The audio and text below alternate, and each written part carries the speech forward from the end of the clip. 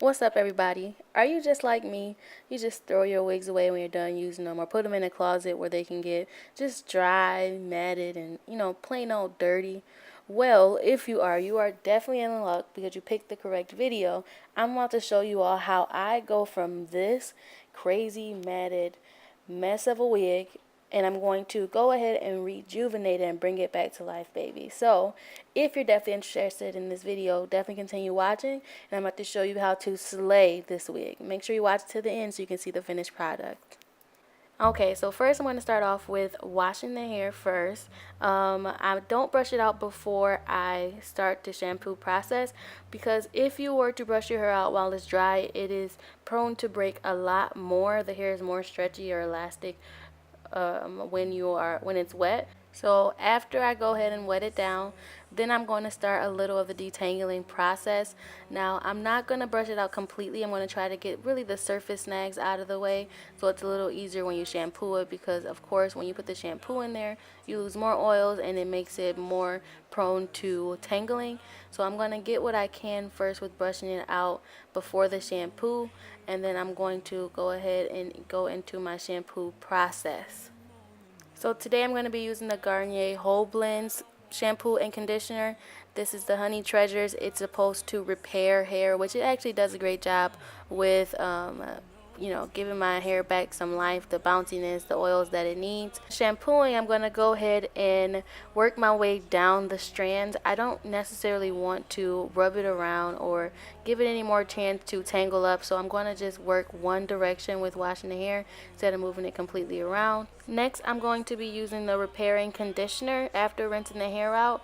This I actually really love. It leaves the hair nice and silky and gives it a good feeling after applying it. This is also when I take my time to thoroughly detangle the hair as well, because with the conditioner it gives you a little more to work with. It makes it a little easier to brush out and it makes the hair a lot more smoother. So I go ahead and detangle it, and I'm going to add a little more conditioner towards the top.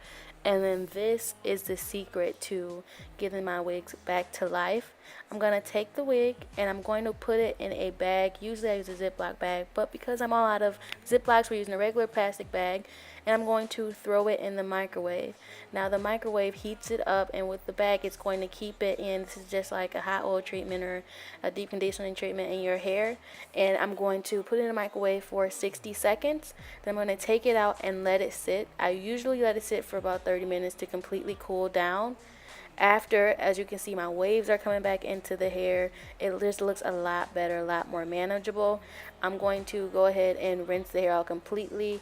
Like I said, I'm going to continue working down the strands to prevent as much tangling as possible. And you definitely just want to make sure you wash the back of the wig, back where the nape is. That's where a lot of conditioner gets held, and that's where it tangles up the most. You just want to make sure you get that taken care of.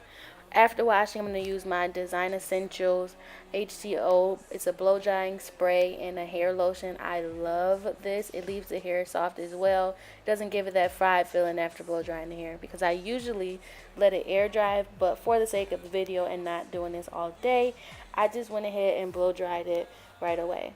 My blow drying process is pretty simple. I just separate my hair into sections, brush it out. Sometimes I would rough dry first before actually blow drying the hair, and then I would take the wig brush and go through and straighten it. But that was taking a little while, so I'm just going to go straight through with the wig brush and brush it out. It's easier to work in sections because it gets it dry a lot quicker, and it straightens the hair out as well. So this is another good step before flat ironing, because it gives you a lot less to work with. The strands are pretty much straight. Then you just have to go ahead and finish up the product or finish up the ends to make it a full straight product. Sorry guys, I was just like listening to music all day. It was having me hyped up.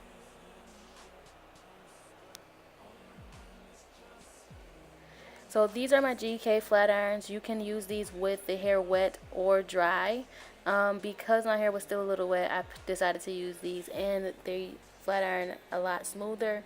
I use this hair milk on my hair after blow drying. This also makes my hair a lot shiny or a little more manageable and keeps it straighter longer for when I don't want to continue flat ironing my hair every day. I'm going to brush that through my hair, and then I'm going to also divide it in sections, and I'm going to work my way up the head, flat ironing down the strand.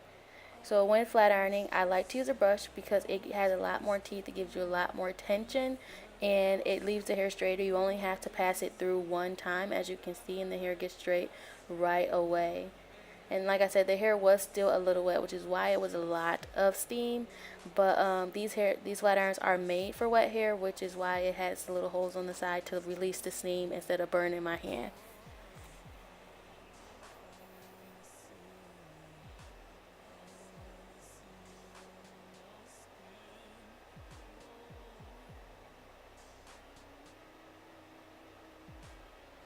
And lastly, with working with my frontal, because I want to do it as flat as possible and I don't necessarily want to go through it with the pressing comb, I'm going to separate the frontal in multiple small pieces so I can straighten that and make sure I get all the roots of the frontal as straight as possible instead of doing it all at once. And then I'm going to go ahead and show you the back. Now, like I said, this had steam on it and it was hot as heck. It was coming through the sides. It was almost burning my hands, man. But as you can see, I'm going to take the frontal. I split it into at least 3 pieces as I work it down the strand. And the flat irons are freaking amazing.